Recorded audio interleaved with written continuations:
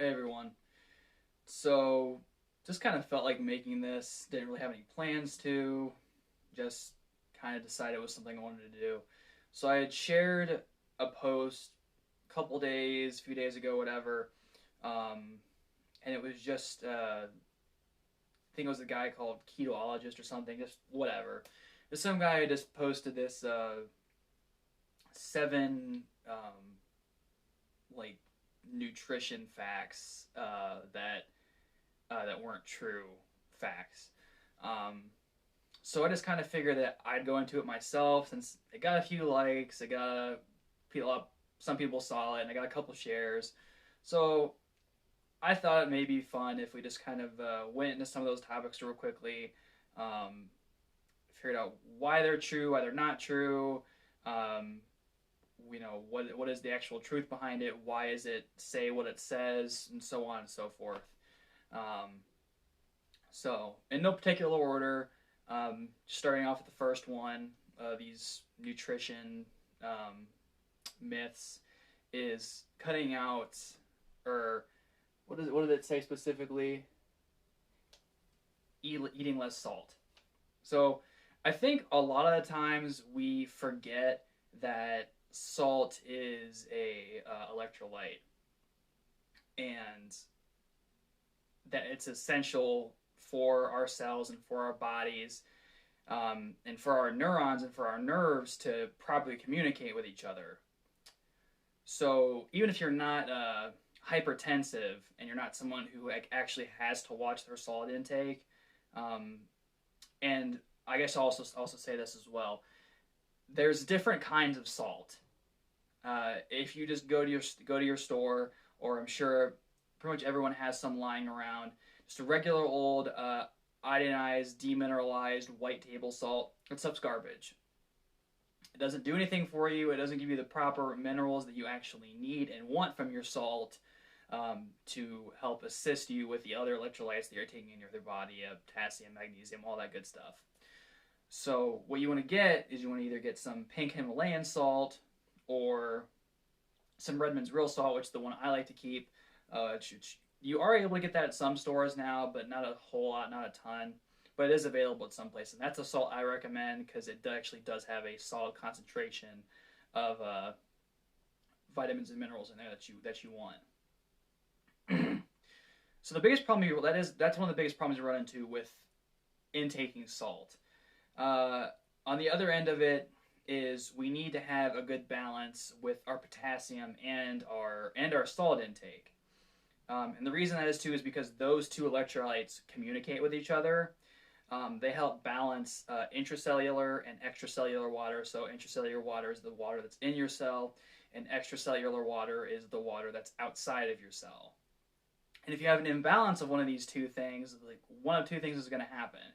Either you're going to have too much water in your cell, this is going to be like on the lines of having too much salt, and it's going to cause that cell to swell up, and you're going to have bloat, or you're going to have so much salt that you're actually going to have a problem where those cells start to die off because it's so there's so much salinity in your body. On the other end of the spectrum, if you don't have enough of that, if you don't have enough of the potassium to go in there, you have a issue with your body not being able to retain and hold on to that salt. So it just flows right out, and you have all this water coming in, and then your body can't retain any of that salt, and that's more along the lines when you run into a problem with some hypotension, which is something that I run into issues with sometimes if I'm not paying attention. I'll actually start to get kind of woozy and um, just dizzy because my salt intake is it's not where it should be, and that's a problem. That's what goes along with my fasting and my keto lifestyle. Like my body just kind of shoots on minerals right out of me. So that was salt.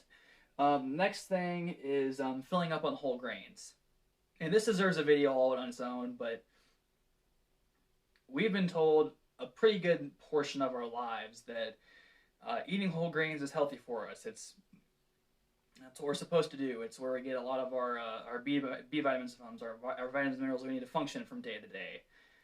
And Generally speaking, that's not the case. I won't dive into that area too much, but what I do want to say is that generally speaking, when we are fed whole grains or looking at whole grains, they are coming from sources that have been they've been enriched grains. So let's just say we're looking at a certain brand of bread. I'm not going to call any names out, but generally speaking, that bread is going to have nutrients added to it. So all of those vitamins and minerals are going to be synthetic. They're not going to be something that's very bioavailable to our bodies. We're not going to be able to use them very well in the first place. And then you also run into the problem with gluten. And I know some people are probably tired of hearing everyone talk about gluten. Is it bad? Is it good? Well, I'm going to tell you that it's bad. Regardless of whether you have a gluten intolerance or not, if you're celiac or not, gluten is not good for us. Now, when we were making it a certain way, way back before we started to industrialize wheat and we had a bunch of availability to wheat, that was different. The actual problem with gluten didn't really arise up until the modern era, when just how we started to genetically modify it, our bodies just were not able to recognize it. They're not able to handle it as well, and we actually have a issue with part of that grain seeping through the epithelial walls of cells and like through our stomach, and causing certain issues with our cells and with our blood, and basically inflammation is just the short route there. It just causes problems with inflammation. So it's a definite avoid. There are certain grains that I do advocate for. If you do eat grains, or if you eat high carb, ancient grains like amaranth, teff, a little bit of quinoa, things like that. Like if you type in like ancient grains, that's stuff you're gonna find, and those types of grains, generally speaking, don't have gluten in them, and they'll have various like resistant starches and things along that line. So they'll actually be good. They'll be good for your gut bacteria. They're good for increasing your immune response. Things along that nature. So those are good. Those are grains that are fine to have. Just try to avoid just your old classic wheat. It's not going to do anything for you.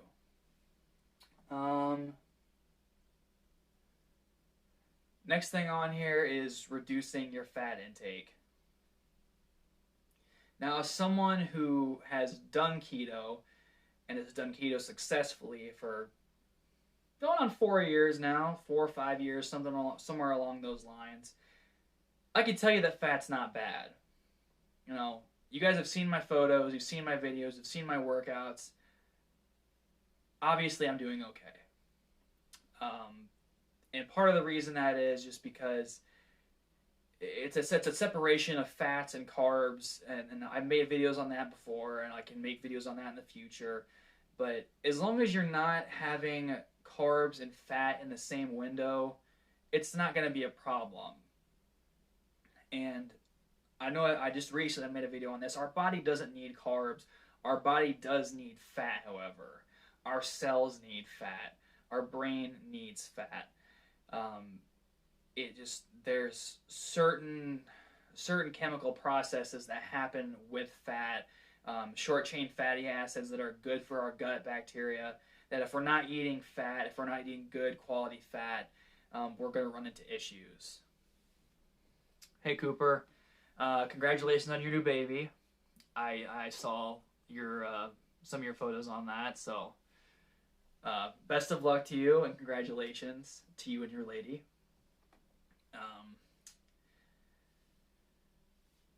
So yeah, I'm not gonna go too much on the fat train. I've talked about that before. I've talked about that in other videos. Just fat is good. Just separate from your carbs. Find good sources of fat, and you'll be good. Next thing on the list. Yep, of course, man. is cutting out eggs or reducing your egg intake. And this, just like with the salt, is something that's more circumstantial than it is just, okay, this is what it is, and you need to cut it out completely. I would definitely like to do that. Maybe once COVID's over, or once I get like my vaccine or something like that, just because I don't want to risk uh, exposing your child. Because with my job, I am around quite a few people, so I appreciate that. And guys, definitely when COVID stuff starts to calm down, I would love to do that. Um, so eggs, um, eggs are great. Eggs are an excellent source of various B vitamins and minerals. They have choline in them, which I've talked about choline in eggs before. They're great for your skin, your hair, your nails, your joints. Very good source of omega-3s if you get good, high-quality eggs, pasture-raised eggs, not commodity 99-cent store eggs. Um, Thank you. Yep, keep it real too, Coop. Hope you guys are doing okay. Um, and then a lot of the other problems that people or hear about being an issue is cholesterol in eggs. Now, nutritionally speaking, we only get about 10 to 15% of our cholesterol exogenously, meaning that the cholesterol that we intake, that's pretty much all the rest of it that comes there. The rest, the 80-85%, the rest of cholesterol that's in our body is already there. That it's already existing within us. It's just recycled through our body through our LDL and HDL pathways. There's food is, as far as exogenous cholesterol is concerned, is not going to make a big enough impact on you to affect your overall cholesterol levels. Now, how food does affect that is if you eat crappy food, and you have either a bunch of sugar, gluten, or carbs and fat coming in, and then you have the plaque building up of your arterial walls and your blood vessels and stuff like that. That's what causes high cholesterol. That's what causes bad cholesterol, is when those dense little flakes that make up those cholesterol pathways become hard and dense, and they start to block and pack up the arterial lining of your blood vessels and your capillaries. That's where you run into issues. That's when potentially eggs could become a problem. But that's paired with so many other things and so many other variables that it's just not the eggs themselves. So don't demonize eggs. If someone ever tells you to avoid eggs because of cholesterol, they probably just don't know what they're talking about. So don't eat your eggs, but go out, and whether you have to spend a couple more bucks on some good quality eggs or get them from a farmer that you trust, go that route. I have watched Super Size Me. That is actually a really good show, and it does show the dangers of eating fast food. Now, it's taken a little bit to the extreme, but there are people who eat like that from a day-to-day basis, to just go out and every other meal or almost every meal is fast food, and we all know that's bad. And some people might not know exactly how bad it is, but I feel like that at least with our generation, I would hope that we know better than to just go out and have fast food every night or every day. But yeah, I do like that show. It's a good documentary, and there's also Super Size Me 2, the sequel to that's on Netflix right now as well.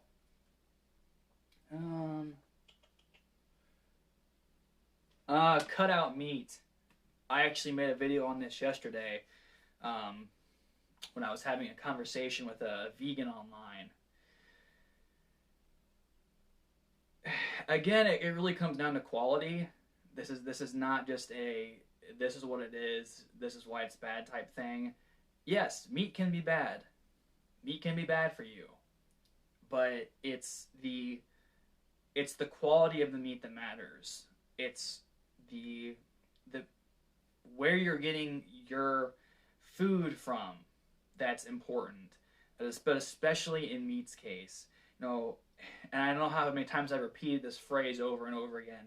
If you're going out and you're buying just regular, industrialized, just say beef, that's loaded up with hormones, antibiotics, steroids, whatever, you're gonna get all of that. That's especially if you're getting a fatty cut of meat, you're gonna be ingesting almost all of the toxins and the antibiotics and all that stuff I just said. You're gonna take it into your body, and that's what's gonna cause problems. You know, there's again, just like with the eggs, you're going to be missing out on so much if you're not taking in meat. And I'm not saying you need it necessarily. Like, you can live a vegan or vegetarian lifestyle and be perfectly fine. But if you want to eat meat, but you're afraid to eat meat because of what mainstream media says, or because of some person who just started studying nutrition online says, then you're going to be missing out on a ton of potential benefits. One of the biggest, at least being in my opinion, is CLA, which is conjugated linoleic acid.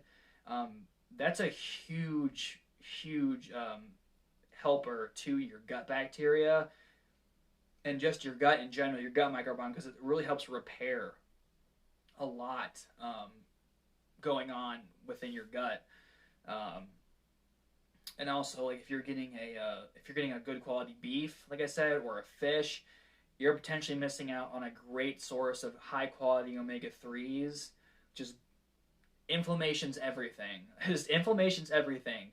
And if you can get good quality omega-3s in from something, that's the place to get it from your fish and from your high quality beef. That's where you're going to get it from. So don't cut out your meat. Eat your meat, but both for health reasons and ethical reasons, whichever one of those you have to look at to make you want to do it. Get good quality meat. Get good quality fish. Get good quality chicken, and enjoy it. Let's see. I think I got two more here. Yep. Eating every 2 hours. I hate this. I hate it. I hate it. I hate it. And I still, not as much as I used to, but I still see it online today where whoever, BuzzFeed article somewhere, someone says that, fasting is bad, or that, you need to eat every so often in order to keep up your energy levels and to keep your metabolism up. No. I don't care if you're trying to lose weight, gain muscle, maintain. We as human beings do not need to be eating every 2 hours. We are not hummingbirds. We're not going to die if, we don't go without a snack every 30 minutes, or don't have a small little meal every couple hours. It's not how we work. If it was, we wouldn't have survived. We would not have survived our early days as Neanderthals, Homo sapiens, whatever. We wouldn't have made it, because there are periods of time where we had to go days without food. So, we come out here in the modern era where food is available for us on a, I can really walk down the street and I can hit up 3 to 4 different places, fast food and a grocery store. And it's a problem, because we have food around us all the time. We feel like we should be eating, but we don't need to. It's not good for us. We're not meant to do it.